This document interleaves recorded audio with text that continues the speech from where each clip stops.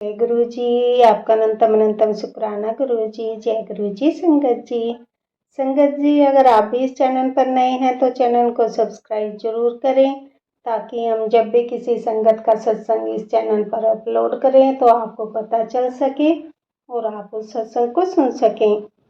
संगत जी, अगर आप भी अपना शुक्राना सत्संग शेयर करना चाहते हैं तो दिए गए व्हाट्सएप नंबर पर भेज सकते हैं। वीडियो, ऑडियो या लिखकर आपके लिखे हुए सत्संग को हम अपनी आवाज में रिकॉर्ड करके दूसरी संगत तक पहुंचाएंगे।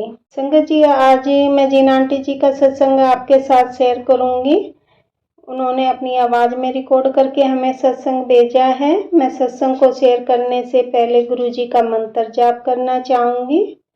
ओम नमः शिवाय, शिव जी सदा सहाय। ओम नमः शिवाय, गुरु जी सदा सहाय। ओम नमः शिवाय, शिव जी सदा सहाय। ओम नमः शिवाय, गुरु जी सदा सहाय। जय गुरु जी। जय गुरु जी। संगत जी, मेरा आपसे निवेदन है कि आप सत्संग को पूरा सुने, आधा अधूरा सत्संग ना सुने, क्योंकि हमें आधा अधूरा सत्संग सुनने से गुरु जी की आधी अधूरी ही ब्लेसिंग मिलती है, और सत्संग में ही हमारे लिए गुरु जी ने ब्लेसिंग दी हुई होती है। हम उन्हें उसे ही आधा सुनेंगे तो हमें आधी ही ब्लेसिंग मिलती है। इसलिए संगत जी, आप सत्संग को पूरा सुने, आधा अधूरा सत्संग ना सुने।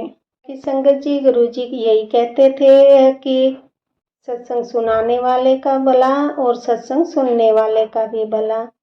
संगत जी, अब हम आंटी जी का सत्संग सुनेंगे, जिन्होंने हमें अपनी आवाज में रिकॉर्ड करके हमें भेजा है। जय गुरु जी। जय गुरु जी। संगत जी, गुरु जी शुक्राना गुरु जी। ओम नमः शिवाय, शिव जी सदा सहाय। ओम नमः शिवाय, गुरु जी सदा सहाय। आज गुरु जी ने मुझे फिर इस लायक बनाया है कि मैं गुरु जी के पावन चरणों में अपने सत्संग बोल सकूं। तो कुछ दो तो पुराने सत्संग पहले के जो मैं भूल गई थी वो मुझे गुरु जी ने याद दिलाया है, और दो अभी के नए हैं। तो मैं जब मैं नई नई गुरु जी से जुड़ी थी तो उस समय मैं गुरु जी का लॉकेट स्वरूप मंगा के और जल प्रसाद लेना मैंने शुरू किया था, उसमें 7 बार डुबो के। तो मैंने ऐसे ही शौक में अपने लॉकेट स्वरूप 2 3 4 एकदम एक धागे में बांध के रख लिए, जिससे मैं आराम से उनको डुबो सकूं जल में। तो थोड़ा दिन मैंने जब 2 3 दिन उनको जल में डुबोया तो उन सब में काफी जंग सा लगने लगा। मैं समझी नहीं ये क्या हो रहा है, रोज रोज मैं पोंछती हूँ, रोज रोज वही वापस आ जाता है। फिर कुछ दिन बाद मैंने उनको बाहर रखा, अपने लॉकेट स्वरूप को जल में से निकाल के रखा कि ये सूख जाएंगे, शायद गीले हो रहे हैं इसलिए हो रहा है ऐसा। लेकिन देखा, धीरे धीरे मैंने ध्यान दिया कि एक लॉकेट स्वरूप में से बिल्कुल ही आगे पीछे से फोटो गुरु जी की बिल्कुल गायब हो गई है। तो फिर मैंने सत्संग में सुना कि जो भी हमारा कष्ट है वो गुरु जी, अगर लॉकेट स्वरूप को या स्वरूप को कोई कहीं कष्ट होता है, कोई दिक्कत आती है, खंडित हो जाते हैं, तो अपने ही कष्ट और कर्म वो काटते हैं। तो इसका अनंतम शुक्राना गुरु जी, क्योंकि जब मैं आई थी नई नई तो मैं बहुत ज्यादा कष्टों में थी, मुझे भी नहीं पता था, पर वो आपको पता था, और आपने वो कष्ट कैसे हमारे, मेरे और मेरे दोनों बच्चों के कष्ट अपने ऊपर लिए हैं उसके थ्रू, तो इसका तो कोई शुक्राना हो ही नहीं सकता। और जब मेरी फिर उसके बाद मैं हक्की बक्की तो थी कि ये कैसे हो सकता है कि मैंने 3 4 स्वरूप एक साथ एक धागे में बांध रखे हैं, जिसमें से एक का ही पूरा आगे पीछे से सब गायब हो गया, और बाकी सारे स्वरूप का तो वही का वही है, वो आज भी वैसे ही है। सारे के सारे स्वरूप में थे तो बहुत अच्छा, मतलब फोटो दिख रही है गुरु जी की, लेकिन बाकी जो एक स्वरूप है उसमें से आगे पीछे में से बिल्कुल फोटो गायब हो चुकी है, ब्लैंक हो चुका है वो। तो ये कष्ट हमारे गए हैं डेफिनेटली, जो मुझे अब समझ में अच्छी तरह आ रहा है। और फिर मेरी शुरू में मार्च अप्रैल में मेरी वकील जो मेरे केस की डेट चल रही है उसमें बुला रही थी मुझे। अब यहाँ से जयपुर से इतना दूर जाने पॉसिबल नहीं था, मैं बार बार मना कर रही थी, पर उसने बोला नहीं, अब की बार तो आपको आना ही पड़ेगा। तो मैं बड़ी हिम्मत करके शिव जी से प्रार्थना करके शिव मंदिर जाती थी, और गुरु जी भी मुझे मिल चुके थे, नई नई थी मैं हालांकि, लेकिन मैंने कहा अब गुरु जी मिल गए हैं तो मेरे साथ तो गुरु जी होंगे, तो ट्रैवल करने जाने में क्या डर है, पीछे बच्चों को अकेला छोड़ के जाना था, कोई भी नहीं है जिसको मैं बोल सकूं कि पीछे से भाई बच्चों को देख लेना या क्या है। तो मैं यही सब बड़े हिम्मत आई मुझे, और मैंने टैक्सी करी, और मैं टैक्सी करके अपने जो जिससे पहले भी मैं करती आई हूँ उसे बोला तो उसने किसी और से मेरे बुकिंग करवाई। अब उसका फोन आया, मैंने कहा ठीक है, बुकिंग हो गई, हम चले गए। जैसे ही रास्ते में हम दिल्ली पहुंचे तो वो कहता है कि मैडम आपकी तो दिल्ली तक की बुकिंग थी और मेरे ऊपर से तो फोन आ रहे हैं मेरे जो ऊपर वाले हैं कि भाई इनको दिल्ली में उतारो, आगे मत लेके जाओ। तो वो माना नहीं। टैक्सी ड्राइवर उसने बोल दिया अपने ऊपर वालों को खुद ही, मेरे बोलने से पहले, कि नहीं मैं तो इनको वहीं तक छोड़कर आऊंगा, अब आधी रात को बीच में दिल्ली उतारूंगा नहीं। तो मैं कुछ समझी नहीं, मैं कहा चलो इनकी आपस की कुछ बातें चल रही होंगी। फिर दूसरा फोन आया, फिर वही बात, फिर तीसरा एक और फोन आया, फिर वही बात बोली, फिर चौथा फोन। मैंने कहा भैया ये क्या चल रहा है, हर कोई इतना प्रेशराइज। बोले मैडम ये बुकिंग किसके थ्रू आई थी, क्या था, उसने मेरे से पूछा। तो मैंने कहा हाँ मेरा एक पहले बंदा था वहां का, मैं उसके थ्रू बुकिंग कराती थी। तो उसने बोला कि उसने जिसको भी बोला है वो कई लोग इसमें इन्वॉल्व हो गए हैं और उन सबका प्रेशर आ रहा है कि आपको किसी भी तरह दिल्ली से आगे नहीं जाने देंगे। तो वो है ना कह रहा है कि नहीं लेकिन मैं आपको वहीं तक छोड़ के आऊंगा। अब ये इतनी बड़ी हैरानी में डर भी रही थी, हालांकि मेरे को लग रहा था कि नहीं गुरुजी अब एक शक्ति मेरे साथ है तो मेरे को क्या डर है। मैं मंत्र जाप और जितना मुझे उस वक्त नई नई थी तो मैं जानती नहीं थी ज्यादा गुरुजी के बारे में, पर मैं इसमें थी कि नहीं गुरुजी मुझे जरूर है ना, आप तो मेरे साथ आ गए हैं तो मेरा हर काम बनने लगेगा। और वो अपने आप ही उनसे लड़ता रहा, हर फोन आते रहे उसके ऊपर से, हर 2 मिनट में एक फोन की इनको किसी भी तरह दिल्ली से आगे मत जाने दो। और वो कहता रहा नहीं मैं तो आधी रात को है ना फीमेल सवारी है, कहाँ छोड़ूंगा, मैं तो नहीं छोड़ूंगा, मैं तो वहीं छोड़कर आऊंगा। ऐसे बोलता रहा। फिर मेरे को गुस्सा आया, मैंने उसको बोला भैया ये सब नाटक क्या चल रहा है। फिर उसने मुझे फिर से वही बात बताई कि ये ऊपर तक थे, यहीं तक का आपका था, आपको दूसरी करके देनी थी, अब मैं आधी रास्ते में आपको कहाँ उतारूं। मैं भी डर गई सुनकर कि यार ये क्या था, मतलब मेरे को आधे रास्ते में 1-2 घंटा दिल्ली में मैं कहाँ खड़ी रहूं, कहीं जानती भी नहीं पहचानती भी नहीं, और मैं कैसे मतलब वहां से दूसरी करूंगी, मिले कि नहीं मिले। तो मैंने उसको बोला नहीं नहीं भैया ये तो गलत है, मेरी बात कराइए। तो फिर उसने कहा नहीं नहीं आप रहने दीजिए।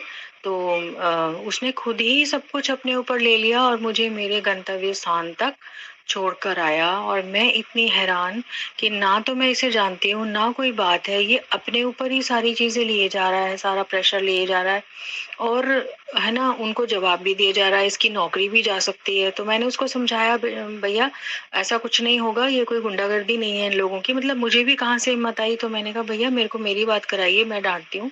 उसने फिर मुझे यही बोला कि नहीं नहीं, मतलब जैसे उसके ऊपर साक्षात, मुझे बाद में समझ में आया कि साक्षात गुरुजी थे जो उससे करवा रहे थे ये सब। वो मुझे छोड़ के भी आया, बोले आप टेंशन मत लो, बार बार ये कहता आप चिंता मत करो, मैं नहीं उतारूंगा आपको आधे रास्ते, ये लोग ऐसे सवारी को परेशान करते हैं। मतलब वो ड्राइवर होकर के इतना लॉयल्टी, जब मैंने इससे ना जान पहचान, ना मुझे जानता ना कुछ। और फिर लौटते वक्त भी बोला आराम से मैं आपको, मैंने कहा मुझे जाना है, अब मैं रात को ट्रैवल नहीं करूंगी, ये लोग ने बहुत परेशान किया, मैं दिन दिन में ही जाऊंगी अपना काम खत्म करके। कोर्ट की डेट थी तो मैं अपनी फ्रेंड के यहाँ रुकी, उसने उससे मेरी बात हो रखी थी, उसके यहाँ भी मैं बड़े आराम से उतरी और मैंने 1-2 घंटा सोई, फिर जाके अपना करके कोर्ट का काम भी बड़े आराम से हुआ, कोई मचपच नहीं। जो मुझे साइन वाइन करने थे मैंने साइन करे, मैं वापस आई और दिन दिन में ट्रैवल करके वापस आ गई। उसने बड़े आराम से छोड़ दिया, पैसे तो लिए, लेकिन मैं ये हैरान थी कि वो पूरे रास्ते हर किसी से लड़ता रहा मेरे लिए। तो ये वो नहीं था, वो गुरुजी थे जो मुझे सुरक्षा दे रहे थे कि आधी रात को, मतलब मेरे को तो पता भी नहीं, और वो लड़े जा रहा है उनसे कि आधी रात को ये, मतलब मैं तो नहीं, सवारी मुझसे कह रही है कि नहीं मैंने तो वहां तक की बुकिंग करी है, दिल्ली तक की तो करी नहीं है, मेरे को पता है। बोले आपको बोलना चाहिए था सवारी को। खुद ही उसने सारी लड़ाई लड़ ली और मेरे को लड़ने ही नहीं दिया, मुझे बोलने भी नहीं दिया, ना किसी से कुछ कहने दिया। और इतनी मतलब जबरदस्त धमकियां थी उसको, लेकिन फिर भी उसने नहीं सुनी और वो छोड़ के आया। और फिर वापस बोला इनके तो ऐसे ही नाटक है। मैंने कहा भैया तुम्हारी नौकरी भी जा सकती है। बोला कोई बात नहीं।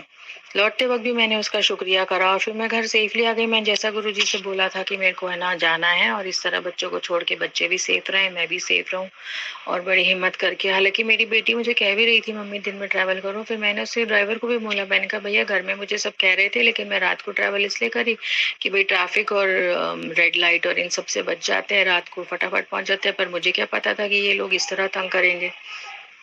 मतलब वो घंटा 2 घंटा 3 घंटा तक, सुबह तक वो फोन आते रहे कि तेरी हिम्मत कैसे हुई, तू सवारी को आगे लेके कैसे गया, हम तुझे देख लेंगे, यहाँ तक की उसे धमकी मिली थी। पर उसने मुझे छोड़ा और आराम से फिर उसने बोला कि आपको जब जाना हो मैं आपको लौट के छोड़ के भी आऊंगा। और लौट के, मुझे लगा ये डर के भाग जाएगा, शायद लौट के लेके नहीं जाएगा मुझे, पर लौट के भी वही लेकर आया। और उसको भी ये भी धमकी मिली थी, लेकिन उसने पता नहीं कैसे, मुझे नहीं पता ये चमत्कार गुरुजी का था। गुरुजी ने कैसे उसके सर पे चढ़ के सारी बात की और देख लिया, और ये सब मतलब इतनी भयंकर गुंडागर्दी में मैं आधी रात को कहीं अकेले फंस जाऊंगी, जो मुझे खरोच भी नहीं आई, कुछ भी नहीं आई, ना मुझे कहीं उतरना पड़ा, मेरा काम आसानी से हो गया। तो ये तो गुरुजी के साथ का ही प्रोटेक्शन था और कुछ हो ही नहीं सकता है, जिसका अनंतम शुक्राना गुरुजी। और एक अभी दिवाली के बाद से जब हमारी सारी चीजें हुई, मैं काफी चोट एक्सीडेंट वगैरह से बचती आई, और दिवाली पे भी हमारा बहुत अच्छा हुआ। उसके बाद बार बार गुरुजी के मैसेजेस आ रहे थे कि कुड़िए तेरे पे चोट का डर है और बीमारियों का है। तो मैंने गुरुजी का जल प्रसाद हल्दी डाल के और तुलसा जी के पत्ते डाल के लेना शुरू करा। मुझे भी लग रहा था कोई प्रॉब्लम तो है, या तो मेरे ब्रेन में है या मेरे पेट में है, कहीं कोई परेशानी है, मेरा कार्मिक चीजें हैं। तो मैं काफी ठीक चल रही हूँ उससे। लेकिन मुझे एक्सीडेंट चोटों से इतना डर लग रहा था, क्योंकि मैं 2-3-4 बार बच चुकी थी, तो स्कूटर चलाने से भी डर रही थी, मंदिर भी जा रही थी तो उबर करके। तो जैसे ही मैं उबर करके मंदिर गई, माता काली शिव जी के मंदिर, तो परसों तरसों की बात है ये, तो वहां से लौटते वक्त जैसे ही हम गली से बाहर निकले, उबर मोटर ड्राइवर से सामने से गाड़ी इतनी तेज चला रही थी, और बस ड्राइवर को भी नहीं दिखा, और भिड़ते भिड़ते बिल्कुल बाल बाल जैसे ही मुझे दिखा, मैं जोर से चीखी भैया, और उसने ब्रेक मारा, बिल्कुल लास्ट पहिए से पहिया बिल्कुल टच हो गया, लेकिन भिड़े ना गिरे ना कुछ। जैसे गुरुजी ने साक्षात मुझे बचाया। और मैंने घर आके बच्चों को बताया कि देखो कैसे मैं मंदिर से, मेरे को अजीब सा डर सा लग ही रहा था, गुरुजी एहसास करा ही रहे थे, और मैंने सारे सत्संग सुन के ही गई मैं कि मेरा कष्ट कटेगा।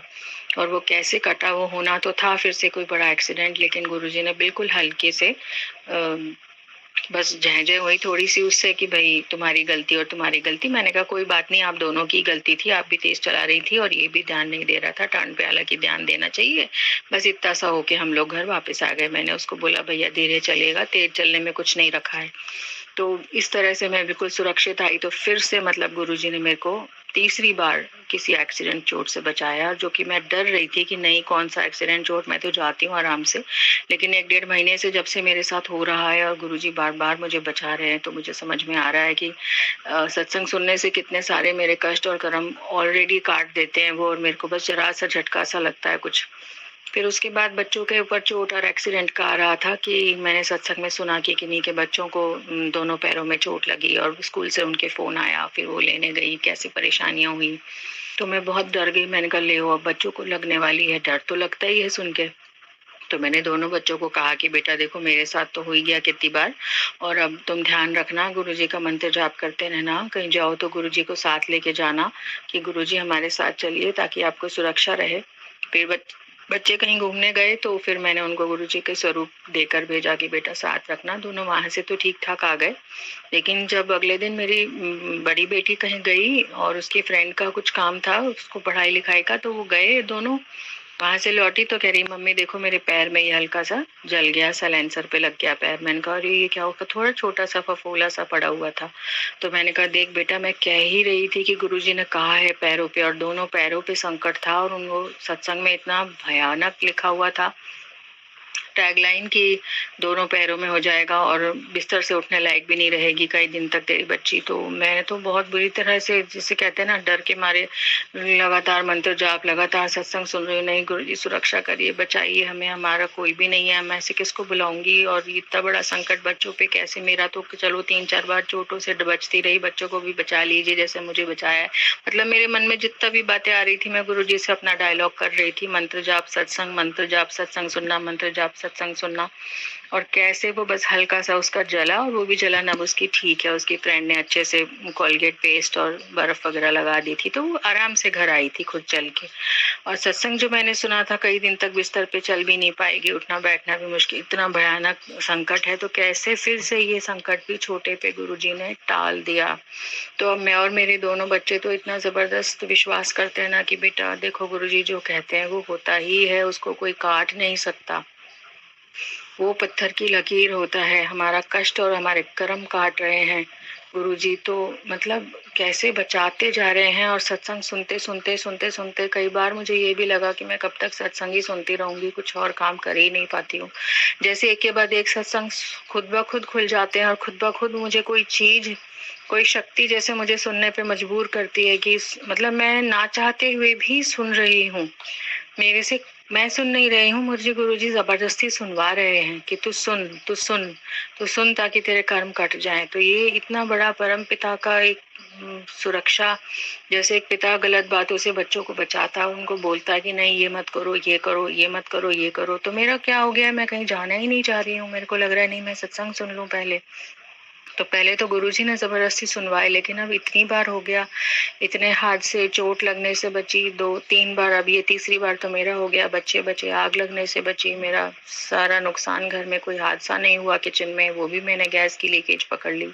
तो सारी चीजें हुई हैं, तितली का मरना और ये सब चीजें होने के बाद तो गुरुजी जो कहते हैं वो पत्थर की लकीर होता है। बस किसी तरह से सुनकर सह लीजिए और सुनते रहिए सत्संग। सत्संग सुनने से ही कर्म कटवा देते हैं। ऐसा ऐसा भगवान, ऐसा गुरु और कहाँ मिलेगा कि आप, वरना कर्म काटने के लिए तो कोई रास्ता ही नहीं होता है, कर्म तो सहने ही पड़ते हैं। हर भगवान, हर जगह मैंने यही देखा है, यही सीखा है कि पूजा पाठ प्रार्थना। तो मेरे को यही लगता है कि जो भी मैं बच्चों से शेयर कर रही थी कि बच्चे पूजा पाठ प्रार्थना कभी खाली नहीं जाती। सत्संग अगर मैं सुनती हूँ, सारा दिन बैठी तो मैं दिखती हूँ, तो क्योंकि मेरी छोटी बेटी को लग रहा था आप तो सारा दिन यही सुनती रहती हो, तो मैंने कहा बेटा ये सुनती हूँ तो उसके पीछे बहुत बड़ा रीजन है जो गुरुजी मेरे से करवा रहे हैं।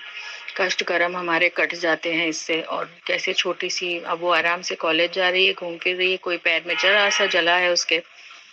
तो ये कितनी बड़ी शक्ति है जो गुरुजी के अलावा कोई नहीं कर सकता, कोई नहीं कर सकता था। कोई हमें हमारे कर्मों से नहीं बचा सकता था। कर्मों की कोई बख्शीश नहीं होती है, कर्म सहने ही पड़ते हैं अपने पिछले जन्म के, इस जन्म के। तो मैं परमपिता के चरणों में सिर्फ इतना ही बोलूंगी, हे परमपिता, मेरे जो भी माड़े कर्म हैं, जो भी मेरे मन वचकाए से मेरे से किसी का बुरा हुआ है, मैंने बुरा सोचा है, हालांकि सोचा है, हुई है मुझसे गलतियां। 1-1.5 महीना पहले से मुझे अपने कुछ रिश्तेदारों पे, जिनकी वजह से ब्लैक मैजिक से हमारा घर टूटा, सब कुछ उजड़ गया, तो वो मुझे बहुत गुस्सा आ रहा था कि वो कैसे हमको इतना उजाड़ के वो लोग खुश हैं। और मेरे मन से काफी बद्दुआएं, गालियां भी निकल गई थी। हालांकि वो नहीं निकलनी चाहिए थी, मुझे भी पता है, लेकिन मैं गुरुजी से कह रही थी, गुरुजी मेरे से कंट्रोल नहीं हो रहा है, प्लीज आप कंट्रोल करा दीजिए। मैं नहीं चाहती ऐसा करना। मालूम नहीं क्या है, ब्लैक मैजिक है। दिवाली के आसपास भी मैंने काफी हैवीनेस फील की, लेकिन जैसा गुरुजी ने बताया था, दीपक जलाते जलाते मैं उस पूरे संकट से बाहर आ गई। और वो कोई भी संकट हमारे ऊपर नहीं आया, गुरुजी ने नहीं आने दिया। और अब ये कष्ट इस तरह से छोटे पे कटा है, तो ये भी अनंतम शुक्राना गुरुजी। शुक्राना तो खैर बहुत जो आप हमारे लिए करते हो, एक पिता अपने बच्चों के लिए करता है, वो तो बाद में ही बच्चों को समझ में आता है। तो हमारी नादानी, मूर्खताओं के लिए हमें क्षमा कर दीजिए। और जो लगातार मैं आप पर प्रश्न उठाती हूँ कि मेरे साथ बुरा करने वालों का आपने ये क्या किया, और उनका तो ऐसा लगता था जैसे वो तो खुश है, मजे में है, लेकिन ऐसा नहीं है। परम पिता अपनी शरण में सबको लेके बैठा है, हमें भी और जो हमारा बुरा कर रहे हैं उन्हें भी। वो डिसीजन लेंगे ना, डिसीजन हमारे हाथ में नहीं है। जो हमारे साथ हो रहा है वो हमारे माड़े कर्म है जो हमें सहने पड़ेंगे, और जिसने हमारे साथ किया उसके कर्म गुरु जी देखेंगे। तो वो हम जब खुद ही खुदा बन जाते हैं ना कि हम देंगे उसको सजा या हम बदला लेंगे, तो मुझे लगता है शायद वही गलती मैं कर रही थी। इसके लिए मुझे क्षमा कर दीजिए गुरुजी, और मैं चाहती हूँ कि मैं आइंदा ऐसी गलतियां ना करूं जिससे आपको मेरे कष्ट उठाने पड़े। गुरुजी मुझे क्षमा कर दीजिए। बस अब अगले सत्संग की तैयारी करती हूँ।